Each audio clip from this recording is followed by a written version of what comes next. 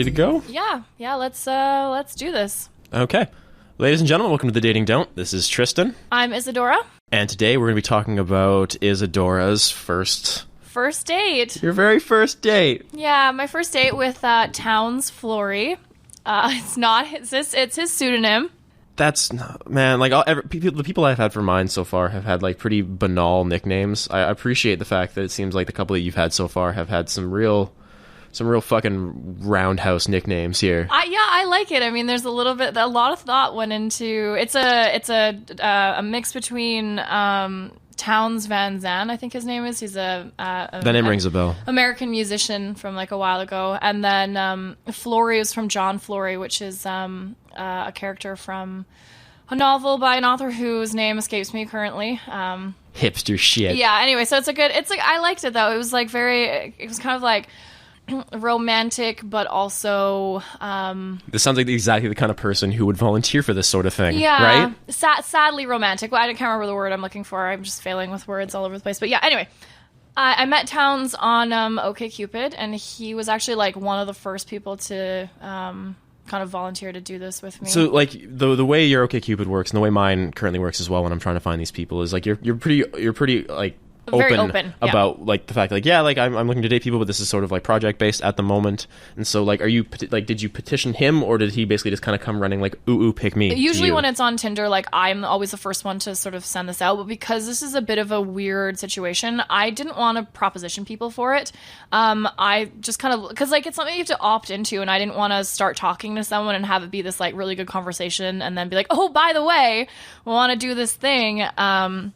So yeah, I just kind of let people come to me. Like it's very clear on my profile that like this is what I'm going on dates for. And I will admit that like I visited his profile a bunch of times because like I know that every time you visit someone's profile, like you show up. Oh fuck! So you're getting into the OkCupid metagame now. Yeah, basically. Well, because like I didn't want to talk to him. I know that he'd seen my profile like before, and he didn't message me, and I was like, oh no, because I thought he was like really cute, and I really liked his I quite liked his OkCupid profile, and I was like, he just seemed like someone that I would want to do this with, and so I kept kind of like visiting his page, and then he sent me a message and was like, yeah, sure, like I'll do this, and I was like, excellent. It's the OKC equivalent of like the Facebook poke. I guess so.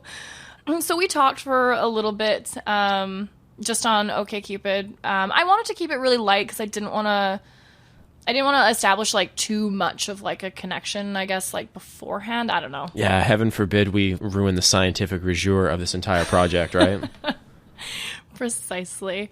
And he actually was not supposed to be my first date. There was supposed to be someone else, and then I think you showed up at my apartment to kind of like get everything together, and we realized that we were like vastly unprepared, and so I had to reschedule my original first date. We had some technical difficulties. I remember that now. Yep. Yeah, we definitely had some technical difficulties, so I had to like reschedule and send a bunch of apology messages to my first one, and then Towns ended up being just the way things scheduled in. So I've also been like, before people come, I kind of ask them what sort of alcohol they want. I'm like, just to make this go down a little better, like, because we can't do it in a bar. Which by the way, like, not to get on the gender side of things here a little bit, but I'm glad you could do that, and I'm glad it's like a fun kind of way to like ease people in. You reverse those roles a little bit, and you see me being like, hey, do you want to come hang out in my apartment one-on-one and talk about like weird personal things in front of microphones? And by the way, can I ply you with some alcohol? Like, they're gonna call the fucking cops. I know. Yeah, it worked for me though. It's so hard being a white male. It's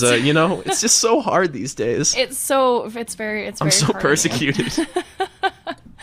Yeah, and because I was like, because I didn't tell anyone until later that it was going to be happening in my apartment, so it was going to be like, sorry, this can't actually like happen in a bar, but like, because it's going to be so fucking awkward, like, I'll make sure there's alcohol, and for some reason I just was like, what would you like? Like, how do you want it? What do you want there to be? What's your cocktail? Yeah, and you know what? He's kind of he was like, let's do White Russians, and I was like, oh, like, yeah, all right, sure, that's silly as fuck. But I was okay. like, that's awesome. So like, I went out and like got all the fixin' for some White Russians. So he's a Big Lebowski fan. You'd think.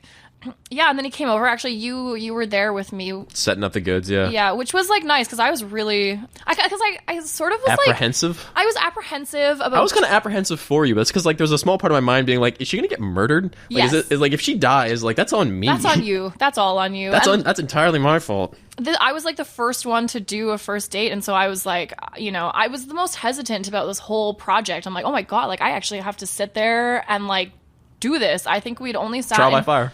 only sat in front of these microphones like twice, and I'm like, now it has to be on a date. So I was really glad that actually you hung around, A, for like safety, and B, to just like Yeah, I think I shook the man's hand and was like, all right, well, I'll leave you two kids alone. Yeah, and then we just sort of like jumped right into it, and it was really it was super easy. Like the conversation was really really natural. How long was your entire process? It was 3 hours. Which is a good amount of time. It was long. Like he showed up I think at 8, and so we didn't end up finishing until 11, and by the end of it the pair of us were just like tired. Like I think that we could have kept talking, but we're just like, holy shit, it's now like 11:15. We both work the next day. I had to get the stuff back to your place. And yeah, you just sort of spend 3 hours just talking about, feelings. your feelings and all the deep, dark whatevers that by the end you're just like, woof.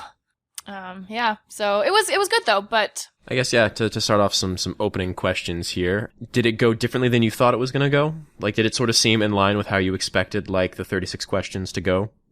I'm not sure. I don't really know if I had sort of Any preconceptions? Yeah, because I think I was just so, like, stressed about having to do it that I didn't really ever consider, like, how it would go. And I honestly do think that, like, Towns and I probably would have had a really good first date. Regardless. And so it was just I just had a really fun time doing the questions with him. He was a really, like, receptive audience to sort of what I was saying. And I actually think I learned a lot. Listening to his answers really made me, like, reconsider a lot of the things of what I was saying, which I didn't really anticipate, I guess. Yeah, I didn't really sort of anticipate because which is silly. Like I should have, because when you're hearing someone else's interpretations of the questions or hearing their answers, you're like, oh, like I never thought of like that. That is a good answer. I haven't thought about it like that. So it ended up just being like I felt like a very sort of beneficial kind of. I felt like I learned sort of more about myself after going through. It almost helped solidify a few of my questions, I think, or the answers to my questions anyway. And it wasn't awkward. Like he just had a really good. That's good, because like that's one of the things I'm kind of worried about for all of mine is just like, what if I sit in front of this person and it's just kind of like very stilted responses to everything, and it just feels very, very, very awkward. I hate awkward moments, and like it kind of terrifies me. Yeah, I'm not a big. I mean, there's like nice moments of silence with people that you like, and then there's like that really stilted awkwardness. And I've had nightmares about awkward silence. That's the worst.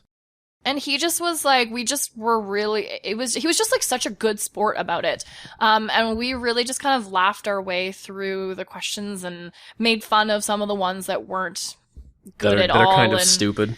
Yeah, and definitely like the ones that make you say things about your partner over and over and over again. By the end of it, we're just like, we've already done this. Like, we're just sort of agreed to just sort of like, let's just not answer that one like again, because I feel like it's going to be like a bit of a common trend for all these interviews is like, there's one or two questions at the very end where it's just like, we've literally word for word, line for line already done this. Yeah.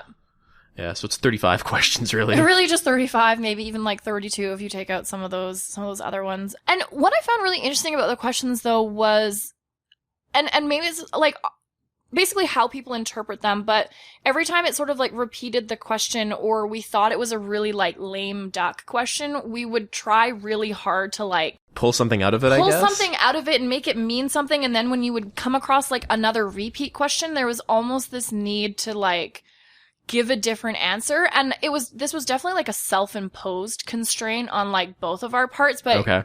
It was almost like because you felt like you had to, and some of the questions where it wants you to be like, name something that you have in common with the person, like that person would steal your answer, and then you'd be like, holy shit, and then you would feel like there was this pressure to kind of like think of something new, and that if you didn't think of something new, if you didn't think of something new, then you were just like, maybe you hadn't thought of anything, and then you're actually just taking. So that I thought was a bit of an interesting, like I didn't really see that one coming at all. There's almost like it's almost sort of like a pull on your own like creative efforts, I guess, because it's just like I need to think of some like answers for something. Like, what are like 4 things that you like about the other person? I'm just like, well, I like this person, but like how do I like how do I put that into 4 like fucking talking points? Yeah, and when someone uses one of your talking points before you get there, you're just like, you just stole it. Yeah, you just stole it, and then you're kind of like, am I allowed? And it's so funny because like doing the questions, sometimes we were like, am I allowed to say a thing that you just said? Like, which is dumb because like, yeah, all of this is just like total self-imposed on these questions. But and it makes me think too, because I didn't really realize until now, but like if you come in from that mindset too, it almost sort of gamifies this entire thing. A little. Yeah, which I wonder if like that's like a subconscious intent for this project, or if like it kind of like goes against the idea of this weird external intimacy creation. I don't know. Well, yeah, sort of now that you say that, because it made it seem more like a school project or something, less about like us having this really good like intimate conversation. It was like, am I answering the question right? Are we answering have we even understood what the question is asking? And now we're sort of talking about this, which had made for some funny, good connections in that way. Like, definitely sharing in interesting, like, neurotic moments about the questions themselves was like a good way to kind of like relate to someone, I guess. But yeah, it's a bit weird to. The entire thing is kind of weird. I think I've just kind of like accepted the weirdness for all of this. Yeah, probably at this point. That's the kind of only way to go about it. It's the only way to survive. Yep. I did find it to be a bit of a frustrating experience in some points because we just had a really good, like, natural flow of conversation that then had to be like, we would go You had off, to rein it back almost. Yeah, you have to rein it back. Like, we'd be on a good tangent about things that, you know, we both wanted to talk about, and it was like, oh shit, like, we could go on this tangent that could take us in 8 different tangents, but we need to really get back to kind of like, we have a job to do. We need to do some work. we gotta finish this. To finish creating this intimacy. Yeah, yes, basically. But yeah, other than that, like, it was just, I had a good time during it. It was like a good... It exceeded your expectations, I guess? Yeah. So, from the sounds of it, it seems like you would be interested in seeing towns potentially again. Yeah, I would do that. I would, yeah. And when we left, it was a bit of an awkward, like... So now what? So now what kind of thing? And, like, of course, we're standing around in my living room at, like, 11:30 at night. And I realized that, like, I have to get this stuff back to you. Like, I probably would have kept talking to him for, like, a little bit longer, but I know I can't because I've got to go and it's late. And, you know, you don't really know how someone else feels at that moment anyway. Yeah. And he actually offered to, like, give me a ride to your place so I could get the stuff back, which was really nice. That was very nice of him. Yeah, it was super, super nice of him. And it was just basically like, yeah, so, okay, like, I'll talk to you, sure. Be in touch. Yes, but I would see him again. I guess the $1 million question that comes to my mind then is, do you think that intimacy, that's attraction, that willingness to go on an actual date that is not microphone involved? Yeah. Do you think that's just due to like a natural attraction, a natural rapport that you kind of find anyways, even if you just ran into this individual? Or do you think like the questions had anything to do with it? Do you think that kind of opens up some level of intimacy that wouldn't have been there if you just like kind of ran into him or like met him on Tinder for a first date in general? I don't know. Like, it's really, it's tough to say, right? Like, my natural response would be like, yeah, I think a lot of what we talked about would come up. Like, it just sort of felt like that's how natural the conversation actually was. But then again, it's also like what we were talking about was really prompted. It was prompted by these questions. And so while us doing it while we're talking about it was really natural and open and easy, it was still being prompted by these questions. So I like to think that it would have been like just a really good, chat first date without them. But it's really hard to say. I guess we'll kind of find out. Like, if I ever end up going on like a second date with him, like we'll see what it's like to really just kind of. Actually, yeah, like there's no script here. There is no. You're off the books. No script. Yeah, like that's the thing I'm interested in, is seeing like if there is anyone I find that I have that sort of like level of attraction with. Is it just like I feel like that's going to be there regardless. And these 36 questions are just either sort of like an interesting hoop to jump or even something of an impediment almost. I don't know. Yeah, I mean, the one thing that I did think that they really helped do was identify someone that I would like to go on a date with. Like, I liked the way that he answered the questions. They were in line, like, you can get a sort of a good sense of someone's values or their family situation or the way that they think about things. And a lot of that was very in line with something that, like, what I would like, or it wasn't like he was, I don't know what the first question is like, or second question is like, would you want to be famous or something like that? Like, if someone's answer to that is like, yes, I want to be like, I have not Brad heard Pitt. anyone who'd ever answered yes for that one. I haven't Everyone, either. like, I think, like, I've talked to friends about these questions. I've talked to, like, other people about it, and it's just, like, I don't think anyone they want to do famous things, perhaps, but no one wants to be famous. Be famous. But I think if someone's answer to that was actually like Like an yeah, unequivocal yes? Yes, like, I want to be, like, Brad Pitt level famous. I'd be like, all right, well, like, those values aren't in line, and that's probably not someone that I'm then going to, not that would be, like, the one. That's the one thing that sets you off. Not that it wouldn't be, like, a deal breaker, but it does definitely say something about you and, like, what you value and that sort of stuff. So, like, his answers were definitely, like, things that I was like, yeah. It helps like paint the picture of the person a little bit. Just a little bit, like, obviously not completely. And, I felt like he was being open and honest, but also, when you're only expected to pick, like, one terrible memory, you pick one, and there's a litany in everyone's life. There's just a whole bunch. We got bags and bags of baggage. I guess the last thing I want to ask before we'll cap this one off is, since this was your first interview, this was the first time doing this, you were, like, you did this even before my first. Yes.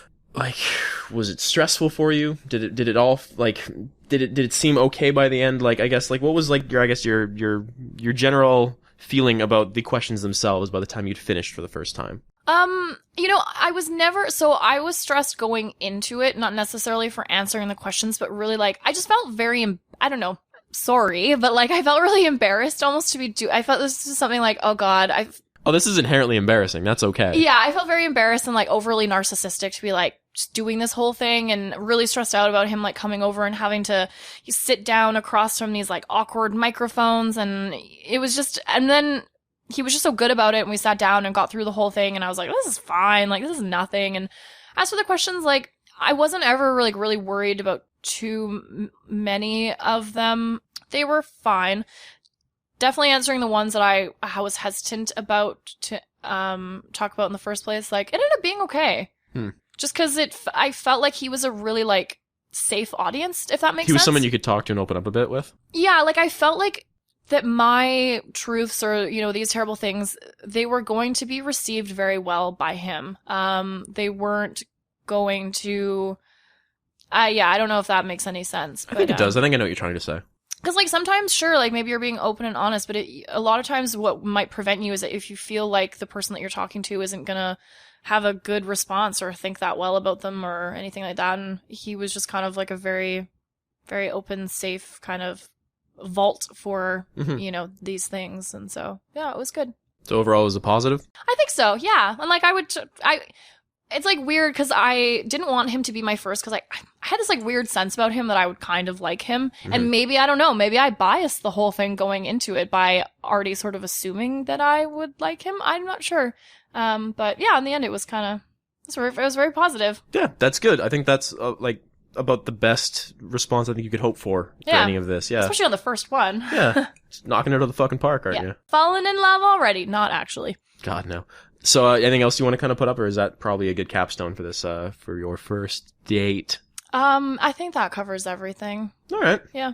So that's it. This has been another episode of The Dating Don't. I'm Tristan. I'm Isadora. And, we should have the full interview in some form, connected to this post as well. Yep. So if you want to go and listen to the full horrible details of everything that, Isadora and Towns had to say, you can go listen to that as well. All 3 hours of its gloriousness. It's a good one. This is The Dating Don't. Jaded Cynics, signing off.